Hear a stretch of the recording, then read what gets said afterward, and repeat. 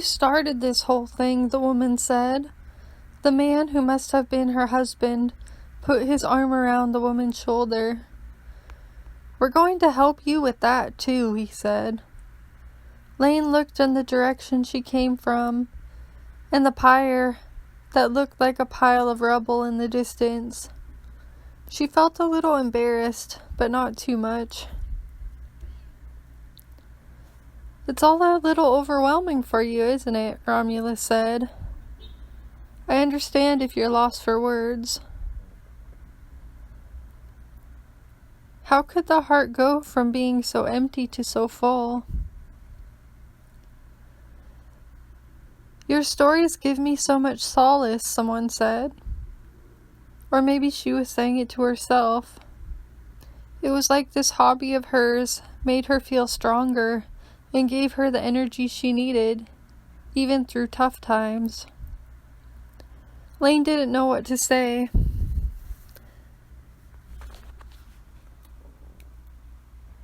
That night by the campfire, the people told stories that made her roar with laughter about the old ways, and even the ways of their speech told in themselves 100 stories of hardship, survival, beauty, and ingenuity, like a prism catching the light from many different angles. While she listened, she saw the blueprints of her dreams getting stronger, because they were shared by many, and they were building them together over the same humble beginnings their ancestors had built things from, with little to no resources, taking chances, forging into new territories and unknown lands, with nothing but hope and determination. She wished she could imitate it, but could not, their language. She did not want to leave the fire and the stories. She stayed with the people until her eyes could no longer stay open. Romulus and she moved towards where the brown bull was resting on the shoreline by some rocks. They decided to sleep under the stars that night. Laine did some stretching on the sand first, warrior 2 and reverse triangle. Her body was so weak from all the work she'd done on the pyre. Eventually she settled in and nestled in by the brown bull. She rested on one side and Romulus on the other. "Did you see that?" she asked. "There's another one." They were shooting stars. It was exactly like the time she took the bus from Boston and stayed in the hostel somewhere on the New England shoreline.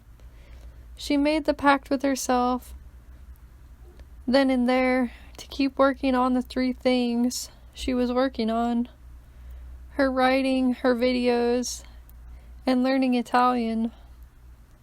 No matter how hard it got or what obstacles she had to face, while working part-time at the movie theater. Somehow, she thought these 3 things would come together in ways she didn't understand.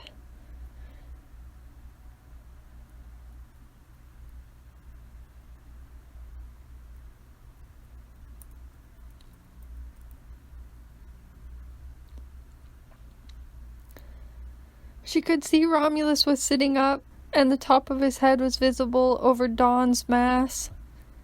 Dawn's chest fell in and out with slumber. "You know what you're ready for now?" Romulus asked. "More hard work and more determination," he said. "Here, you've earned this." "What is it?" she said. She sat up on her elbow as he placed a crown of laurel leaves on her head. She was too tired to appreciate the story about the laurel leaves from whatever setback she was facing. Like the bay leaves that went in stews, their jagged edges were a choking hazard for children, but letting the leaves simmer in the pot added to the overall flavor, just like the hard times in life add to the overall sweetness. Laine didn't feel victorious just then. Her head felt like she'd forgotten to drink her morning coffee, and now she had a headache.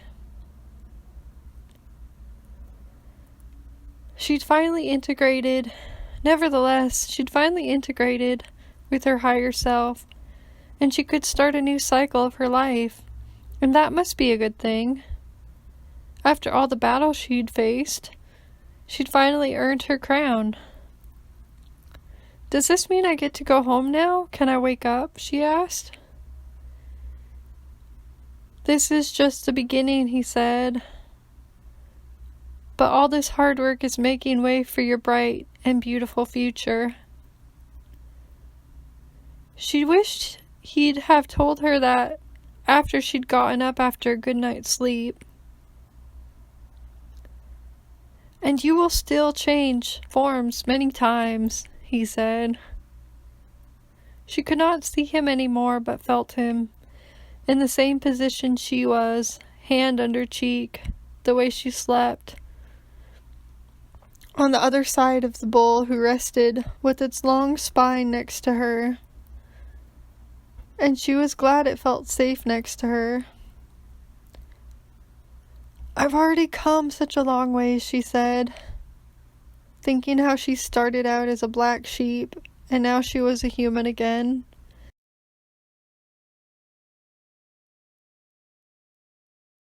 And who knew what she'd be the next day, or week, or month, or year? It seemed that just as soon as she started to feel comfortable in her own skin, she was asked to change again. That night, Romulus and Laine had the same dream.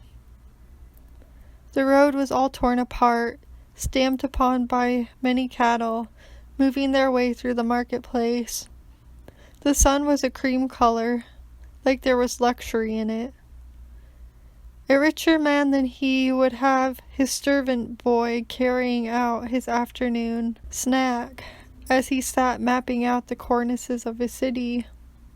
Yet he had no luxury, no servant boy. He built many fences made of rock and clay to constitute the barriers between the new empire and Alba Longa, but really they were just to keep the sheep in. The Longonians were to keep out the wolf people, but in secrecy the humble people lived with wolves, and this is what his parents' union had come from. A division was built between the two people, but they were starting to realize only by working together could their new place emerge. The builder wanted to reach to the stars with his building, while their walls were made of stucco and dirt, and they thought he was better than him, but he didn't think that. He'd always been different, and in any case, everyone could feel the change coming, the way animals move up ground as a storm approaches. The days he spent building were the days the rains came. People did not understand it at first. They had been so long deprived. The rains brought fish.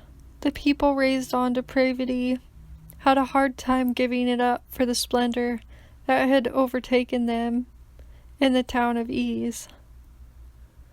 That came from one man's vision. They took up parading around the emerging empire until they were so tired they collapsed near the cistern gate. All night long they sent their cups up to him. "Here's to the good king," they said. "I'm only a builder," Romulus said. "No," a boy said, giving it to him. He stood in the crowd, but emerged forth to bring Romulus water. "You are the leader meant to rule the new empire." "Maybe I started it, but I am just a creator, building something new with a lot of other creators," Romulus said. Thanks for watching my video, guys. I'll be back with another video next Wednesday. Until then, ciao!